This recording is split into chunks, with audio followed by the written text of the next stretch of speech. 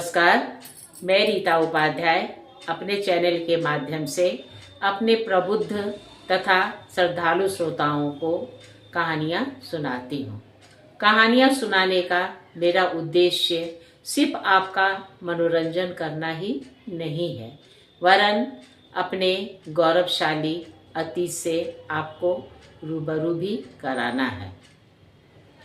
हमारे देश में बहुत से ज्ञानी पुरुष हुए हैं, जिन्होंने ज्ञान प्राप्त कर पूरे विश्व को अपने ज्ञान के प्रकाश से आलोकित किया है। ज्ञान की प्राप्ति उन्हें सहज ही नहीं हुई है, वरन ज्ञान की प्राप्ति में उन्होंने बहुत ही परिश्रम किया है, तब उन्हें जाकर ज्ञान प्राप्त हुआ। आइए इस संदर्भ में मैं आपको एक अत्यंत रोचक कथा सुना रही हूँ। द्वापर के अंत में उज्जैन में शिखी ध्वज नाम के एक नरेश थे। उनकी पत्नी चुड़ाला सौराष्ट्र नरेश की कन्या थी। रानी चुड़ाला बहुत ही विदुषी थी। युवावस्था दिन प्रतिदिन ढलती जा रही थी। इसका एहसास चुड़ाला को बहुत ही तीव्र गति से हो रहा था।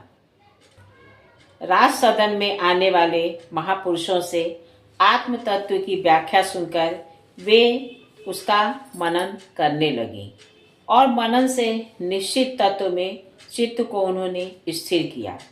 इस प्रकार निधि ध्यासन की पूर्णता होने पर उन्हें तत्वबोध हो गया। आत्मज्ञान संपन्ना रानी के मुख और शरीर पर दिव्य कांति आ गई। उनका सौंदर्य अद्भुत हो गया। राजा शिखी ध्वज ने यह देखकर पूछा, रानी, तुम्हें यह विलक्षण शांति और अलौकिक सौंदर्य कैसे प्राप्त हुआ? तुमने कोई औषधि का सेवन किया है, कोई मंत्र का प्रयोग किया है अथवा और कोई साधन प्राप्त किया है? तुम्हारा शरीर तो ऐसा हो रहा है जैसे तुमने पुनः युवावस्था प्राप्त कर ली है। चुड़ाला ने उत्तर दिया, मैंने न तो औषधि का सेवन ही किया है, न मंत्रों का अनुष्ठान किया है और न कोई अन्य साधन ही प्राप्त किया है। मैंने समस्त कामनाओं का त्याग कर दिया है। देह के प्रति अनुराग को त्याग कर मैं अपरिच्छिन्न अव्यक्त परम तत्व में स्थित हूँ। इसी से कांतिमयी हूँ। मुक्त भोगों के समान ही मैं अभुक्त भोगों से भी संतुष्ट हूँ। न मैं क्रोध करती हूँ, न हर्षित होती हूँ, न असंतुष्ट होती हूँ। भूषण, सम्मान तथा अन्य भोगों की प्राप्ति से न मुझे हर्ष होता है, न उसकी अप्राप्ति से खेद ही। मैं सुख नहीं चाहती, अर्थ नहीं चाहती, अनर्थ का परिहार नहीं चाहती। प्रारब्ध से प्राप्त स्थिति में सदा संतुष्ट रहती हूँ। राग द्वेष रहित होकर मैं समझ चुकी हूँ कि निखिल विश्व में व्याप्त चराचर की नियामिका शक्ति मेरा स्वरूप है। इसी से मैं कांतिमती हूँ। राजा शिखी ध्वज रानी की बात को नहीं समझ सके। वे बोले, तुम अभी प्रौढ़ नहीं हुई हो, तुम्हारी बुद्धि अपरिपक्व है। ऐसी बात कहना भी तुम्हें नहीं आता, इसलिए ऐसी असंगत बातें करती रहती हो। अव्यक्त में भला कोई कैसे स्थित हो सकता है? अभुक्त भोगों से संतुष्ट होने का अर्थ ही क्या? ऐसी अटपटी बातें छोड़ दो और भली भांति राज सुख का उपभोग करते हुए तुम सदा आनंदित रहो। रानी ने समझ लिया कि महाराज के आत्मबोध का अवसर अभी नहीं आया है। उनके चित्त का मैल अभी दूर नहीं हुआ है। इससे परम तत्व की बात अभी वे समझ नहीं पा रहे हैं। अनधिकारी को ज्ञानोपदेश करने से लाभ तो होता नहीं, अनर्थ की ही संभावना रहती है। धर्मात्मा नरेश में जब वैराग्य उत्पन्न होगा और तब से उनके चित्त का मैल नष्ट हो जाएगा, तभी वे अध्यात्म तत्व को हृदयंगम कर सकेंगे। ऐसा निश्चय करके पति के परम कल्याण की इच्छा रखने वाली रानी समय की प्रतीक्षा करती हुई राजभवन में पति के संग अनुकूल व्यवहार किया करती थी। रानी चुड़ाला के मन में एक बार कुछ सिद्धियों को पाने की इच्छा हुई। वे आत्मज्ञान संपन्ना थी और योग साधनाओं का रहस्य भी जान चुकी थी। उन्होंने आसन लगाकर प्राणों को संयत किया और विधि पूर्वक धारणा का आश्रय लिया। इस प्रकार साधना करके उन्होंने आकाश में स्वच्छंद घूमने तथा इच्छानुसार रूप धारण करने की शक्तियां प्राप्त करने। धर्मात्मा राजा शिखी ध्वज को धर्मपूर्वक प्रजापालन एवं राज सुख भोगते हुए बहुत समय बीत गया। उन्होंने देखा कि सांसारिक सुखों के भोग से वासनाएं तृप्त होती नहीं, अपितु वे बढ़ती जाती हैं। कोई प्रतिकूलता न होने पर चित्त को शांति नहीं मिलती। यह सब देखकर वे राजभोग से खिन्न हो गए। राजा ने ब्राह्मणों को बहुत सारा धन दान दिया, कृच्छ चांद्रायन आदि व्रत किए और अनेक तीर्थों में घूमे भी, किंतु उन्हें शांति नहीं मिली। अंत में राजा के चित्त में वैराग्य का उदय हुआ। उन्होंने वन में जाकर तपस्या करने का निश्चय किया। अपना विचार उन्होंने रानी चुड़ाला के सामने व्यक्त किया और रानी चुड़ाला को सूचित किया। तब रानी ने उनका समर्थन नहीं किया। रानी ने कहा, जिस कार्य का समय हो वही करना उचित है। अभी आपकी अवस्था वानप्रस्थ स्वीकार करके वन में जाने की नहीं है। वन में जाकर तप करने से शांति नहीं मिला करती। अभी आप घर में ही रहें। वानप्रस्थ का समय आने पर हम दोनों साथ ही वन में चलेंगे। महाराज को रानी की बात जची नहीं।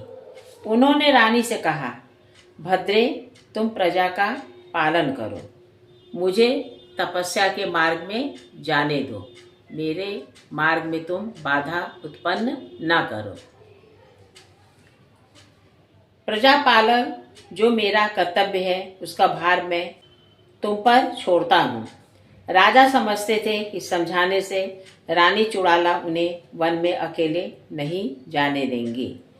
अतएव आधी रात को जब रानी चुड़ाला निद्रा मग्न थी तो वे चुपचाप अपने शैया से उठे और बाहर निकल गए। उन्होंने वन की राह पकड़ी। संयोगवश रानी की निद्रा टूट गई।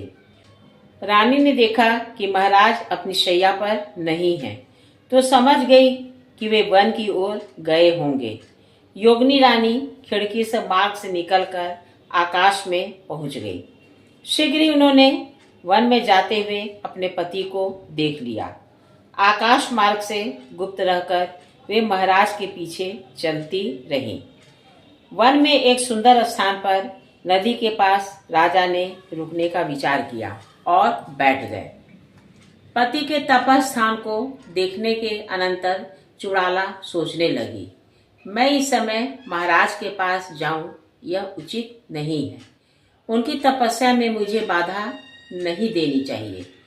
प्रजापालक रूप पति का कर्तव्य मुझे पूरा ही करना चाहिए। प्रारब्धवश यह जो मुझे पति वियोग प्राप्त हुआ है उसे भोग लेना ही उचित है। ऐसा निश्चय करके रानी चुड़ाला नगर में लौट आई। उन्होंने संपूर्ण राज्य का संचालन अपने हाथ में ले लिया और राज्यकाय का संचालन भली भांति करने लगी। कुछ काल बीत जाने पर चुड़ाला के मन में पति दर्शन की इच्छा हुई। वे आकाश मार्ग से उस तपोवन में पहुंच गई। महाराज शिखी ध्वज का शरीर कठोर तप करने के कारण अत्यंत दुर्बल हो गया था। वे अत्यंत कृश, शांत और उदास दिखते थे। योगिनी चुड़ाला ने समझ लिया कि तपस्या से राजा के मन का मैल नष्ट हो गया है और विक्षेप भी समाप्त प्राय है। अब वे तप्त बोध के अधिकारी हो गए हैं, परंतु श्रद्धा के बिना सुने हुए उपदेश में विश्वास नहीं होता। इसलिए अपने स्त्री वेश से रानी ने महाराज के सम्मुख जाना उचित नहीं समझा। उन्होंने एक युवक ऋषि का स्वरूप अपनी संकल्प शक्ति से धारण कर लिया और आकाश मार्ग से तपस्वी नरेश के सम्मुख उतर पड़े। राजा शिखी ध्वज ने आकाश मार्ग से उतरते हुए एक ऋषि को देखा। उन्होंने ऋषि को प्रणाम किया और ऋषि ने भी उन्हें प्रणाम किया। उन्होंने ऋषि का स्वागत सत्कार किया, उन्हें आसन दिया और बैठाया। यह सब हो जाने पर सत्संग प्रारंभ हुआ। ऋषि रूप धारिणी रानी ने पूछा, आप कौन हैं? राजा ने अपना परिचय देकर कहा, संसार रूपी भय से डरा हुआ मैं इस वन में रहता हूँ। जन्म मरण के बंधन से मैं डर गया हूँ। कठोर तप करते हुए भी मुझे शांति नहीं मिल रही है। मेरा प्रयत्न कुंठित हो गया है। मैं असहाय हूँ, आप मुझ पर कृपा करें। चुड़ाला ने कहा, कर्मों का आत्यंतिक नाश ज्ञान के द्वारा ही होता है। ज्ञानी कर्म करते हुए भी अकर्ता है। उसके कर्म उसके लिए बंधन नहीं बनते, क्योंकि उसमें आसक्ति कामना नहीं रहती। सभी देवता और श्रुतियाँ ज्ञान को ही मोक्ष का साधन मानती हैं। फिर आप तप को मोक्ष का हेतु मानकर क्यों शांत हो रहे हैं? यह दंड है, यह कमंडलू है, यह आसन है आदि नाना तो भ्रम में आप क्यों पड़े हैं? मैं कौन हूँ? यह जगत कैसे उत्पन्न हुआ? इसकी शांति कैसे होगी? इस प्रकार का विचार आप क्यों नहीं करते? शिखी ध्वज ने अब उस ऋषि कुमार को ही तत्वोपदेश करने का आग्रह किया। कहा, मैं आपका शिष्य हूँ, आपका अनुगत हूँ। आप कृपा करके मुझे ज्ञान का प्रकाश दें। चुड़ाला ने कहा, आपकी पत्नी तो बहुत पहले आपको तत्व ज्ञान का उपदेश दे चुकी हैं। आपने उसके उपदेश को ग्रहण नहीं किया और न सर्व त्याग का ही आश्रय लिया। राजा ने सर्व त्याग का ठीक आशय नहीं समझा। उन्होंने इस वन के त्याग का संकल्प किया, परंतु जब ऋषि कुमार ने वन त्याग को ही सर्व त्याग नहीं माना, तब राजा ने अपने आश्रम की ममता भी छोड़ दी। उन्होंने कुटिया की सब वस्तुएं एकत्र करके उसमें अग्नि लगा दी। राजा में विचार जागृत हो गया था। अब वे स्वयं सोचने लगे कि सर्व त्याग हुआ या नहीं। ऋषि कुमार चुपचाप उनकी ओर देख रहे थे। आसन, कमंडलू, दंड आदि सब कुछ उन्होंने एक एक करके अग्नि में डाल दिया। राजन, अभी आपने कुछ नहीं छोड़ा है। सर्व त्याग के आनंद का झूठा अभिनय मत कीजिए। आपने जो कुछ जलाया है उसमें आपका था ही क्या? वे तो सब प्रकृति निर्मित वस्तुएं थीं। अब उस ऋषि कुमार ने कहा। राजा ने 2 क्षण सोचा और कहा, आप ठीक कहते हैं। अभी मैंने कुछ नहीं छोड़ा है, किंतु अब मैं सर्व त्याग करता हूँ। अपने शरीर की आहुति देने को उद्यत नरेश को ऋषि कुमार ने फिर रोका। कहा, तनिक ठहरिए। यह शरीर आपका है, यह भी आपका भ्रम है। यह भी प्रकृति से ही बना है। इसे नष्ट करने से कुछ लाभ नहीं। तब मेरा क्या है? नरेश यह कहते हुए थक कर बैठ गए। ऋषि कुमार बोले, यह अहंकार तो आपका है। आप इस अहंकार को कि यह सब मेरा है छोड़ दीजिए। क्षण में अहंकार छोड़ने पर ही आपका सर्व त्याग पूरा होगा। अहंकार का त्याग? शिखी ध्वज के निर्मल चित्त में यह बात प्रकाश बनकर पहुंची। अहंकार के त्याग के बाद जो रह जाता है वह तो वर्णन का विषय नहीं है। तत्वबोध प्राप्त हुआ नरेश को और तब ऋषि कुमार का रूप छोड़कर चुड़ाला ने अपना रूप धारण करके उनके चरण छुए। वे ज्ञानी दंपति नगर में लौट आए, शेष प्रारब्ध को पूर्ण करने के लिए। कहिए मेरे प्रबुद्ध श्रोताओं, आपको मेरे द्वारा कही गई कहानी कैसी लगी? अगर अच्छी लगी है तो कृपया इसे लाइक और सब्सक्राइब कीजिएगा। नमस्कार।